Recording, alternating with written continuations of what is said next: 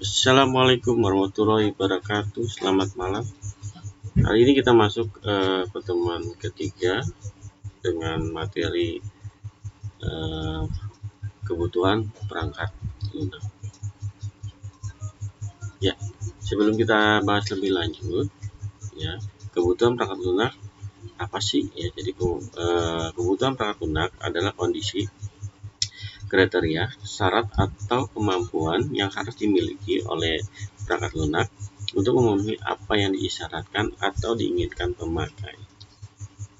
Menyatakan antarmuka perangkat lunak dengan elemen-elemen sistem lain dan menentukan kendala yang harus dihadapi oleh perangkat lunak.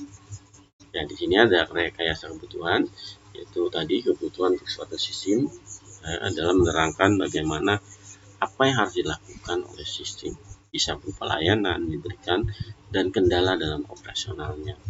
Nah, berikutnya juga ada proses mencari tahu, menganalisis, mendokumentasi, serta memeriksa layanan dan kendala, disebut rekayasa kebutuhan. Jadi, rekayasa kebutuhan harus disesuaikan dengan kebutuhan proses, ya, proyek, produk, dan orang-orang yang melakukan pekerjaan. Sebelum kita bahas lebih lanjut, saya ulangi lagi. Jadi, kebutuhan perangkat lunak adalah kondisi, kriteria, syarat, atau kemampuan yang harus dimiliki oleh perangkat lunak untuk memenuhi apa yang diisyaratkan atau diinginkan pemakai. Ya, di sini ada dua jenis kebutuhan. Jadi ada kebutuhan pengguna dan kebutuhan sistem. Jadi kebutuhan pengguna adalah pernyataan bahwa bahasa alami, ya, nanti tambah diagram dan lain apa yang diharapkan oleh sistem. Artinya apa yang dibutuhkan oleh user itu sesuai dengan yang diharapkan. Ya, berikutnya ada kebutuhan sistem, yaitu menerangkan lebih rinci tentang fungsi, layanan, dan kendala selama operasional, ya, atau membangun sebuah proyek sistem informasi. Nah, dokumentasi nanti kadang disebut sebagai spesifikasi fungsional yang harus didefinisikan secara tepat dan nanti diimplementasikan. Artinya pada bagian ini juga terjadi kontrak, ya, antara pemilik sistem dan pengembang perangkat lunak. Ya. Oke, jadi pengertian berikutnya adalah kebutuhan sesuatu yang diisyaratkan, sesuatu yang diinginkan atau diperlukan. Ya. Dan di sini kita bahas tentang kebutuhan fungsional. Ya. Oke, saya ulang lagi. Jadi perangkat lunak, jadi kriteria syarat kemampuan yang harus dimiliki oleh perangkat lunak untuk memenuhi apa yang disyaratkan atau diinginkan pemakai. Jadi secara kategoris ada 3 buah jenis kebutuhan perangkat lunak. Ada kebutuhan fungsional, ada kebutuhan interface, ya, ada kebutuhan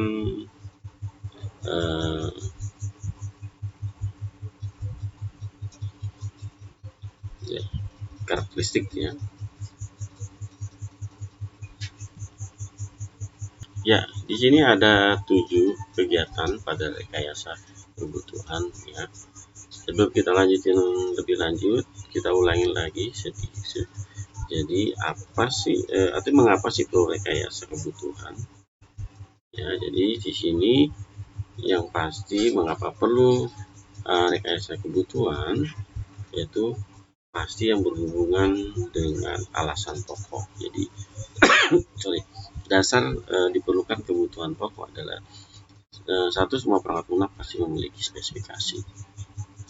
Nah, berikutnya permasalahan berawal dari spesifikasi kebutuhan. Nah, mengapa kualitas proses menspesifikasikan kebutuhan sistem tersebut bisa menjadi rendah?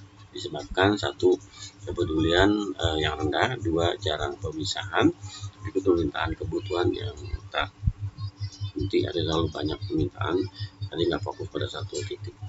Nah, di sini kita bahas berikutnya siapa sih yang berkepentingan terhadap sistem. Yang pasti ada pelanggan, ada pemilik sistem atau owner, berikutnya ada pengguna, user, berikut ada analisa kebutuhan, ya. Yang berikutnya pengembang atau developer yang merancang, mengimplementasi dan melihara proyek. Kemudian ada penguji, ada tester yang berupa subkelas dari pengembang. Berikut ada dokumentasi, ya, yang merupakan subkelas dari pengembang yang menghasilkan user manual atau sistem bantuan. Nah, berikutnya ada manajer project atau project manager. Ada juga staf hukum atau legal dan non hukum, ya non legal yang memastikan bahwa produk dihasilkan sesuai dengan hukum atau tidak bertentangan dengan hukum yang berlaku. Berikut ada staf manufaktur yang merupakan subkelas pengembang juga yang harus membangun produk-produk yang membentuk sistem perangkat lunak. Ya, terus ada sales, ya marketing, kemudian ada penyedia atau vendor yang menyediakan teknologi bagi pengembang sistem. Berikut lagi ada regulator, jadi yang menetapkan batasan berapa baku mutu, peraturan, panduan, dan rambu lain yang terkait dengan produk, proses maupun personal dalam proses pengembangan sistem. Nah, ini beberapa kegiatannya. Ada pengenalan masalah. Salah satu bagian dari tugas dari kegiatan rekayasa yaitu pengembangan kebutuhan. Yang pertama adalah mengenal masalah. Jadi menetapkan dasar masalah, siapa yang menginginkan solusi, sifat solusi, sistem keefektifan, komunikasi dan kolaborasi antar stakeholder, ya, pesan dengan tim RPL. Ya, berikutnya adalah pengenalan lanjutan, ya, atau validation. Jadi kita menetapkan suatu tujuan bisnis.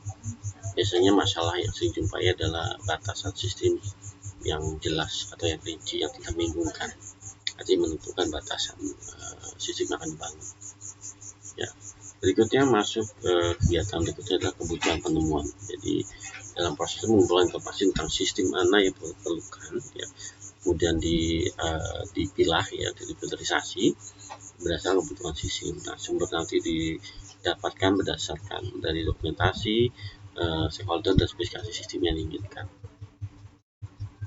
Ya, berikutnya klasifikasi kebutuhan dan organisasi. Kegiatan ini pasti membutuhkan kebutuhan tidak terstruktur, yaitu bersifat koheren, yaitu mengelompokkan kebutuhan menggunakan model hasil sistem, kemudian mengidentifikasikan subsistem.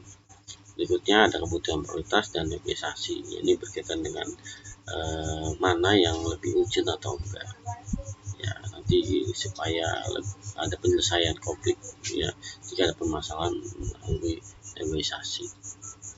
Yang berikutnya, ya, dari spesifikasi kebutuhan, ya, dari format dokumentasi segala macam dibutuhkan. Dari kebutuhannya nanti ada non fungsional atau fungsional sehingga dapat dimengerti oleh pengguna sistem. Artinya perilaku dari pengguna dari sistem, ya. Oke, berikutnya dokumentasi juga diperlukan secara rinci, ya, berupa desain sistem. Berikutnya bahasa mana yang digunakan, yaitu formatnya, ya. Berikutnya kita masuk ke spesifikasi struktur, yaitu menerangkan fungsi atau entitas yang ditentukan. Biasanya menjelaskan tentang input, ya, kemudian output, kemudian berhubungan dengan entitas atau sistem operasi yang digunakan. Dan berikutnya validasi. Jadi validasi adalah pengecekan bukti benar-benar menentukan sistem ini. Jadi sudah ditentukan oleh user apakah sudah cocok atau enggak. Nah, itu dilakukan validasi, yaitu semua kebutuhan sudah dinyatakan dengan jelas, kemudian inkonsisten, tidak ada inkonsisten lagi atau kesalahan, kemudian bisa diperbaiki, ya. Berikutnya ada produk kerja sesuai dengan standar ditetapkan untuk proses project dan produk, ya. Berikutnya dalam proses validasi ada pemeriksaan konsisten, ada pemeriksaan dokumentasi, yaitu berhubungan dengan fungsi batasan dimaksud dari penggunaan sistem. Ya, berikutnya pemeriksaan realisme, yaitu berhubungan dengan teknologi, ya, artinya sudah sesuai atau enggak untuk diimplementasikan, artinya teknologi digunakan sudah bisa digunakan atau enggak. Berikutnya ada variability, yaitu harus ditulis kemudian dapat diverifikasi, artinya serangkaian tes yang dapat menunjukkan bahwa sistem sudah memenuhi syarat atau enggak, atau sesuai dengan kebutuhan ditentukan atau tidak, ya. Oke, sedikit lagi berikutnya ada manajemen kebutuhan, ya. Berikutnya lagi ada perancang manajemen segala macam. Oke, demikian pertemuan kita, ya. Selamat malam. Assalamualaikum warahmatullahi wabarakatuh.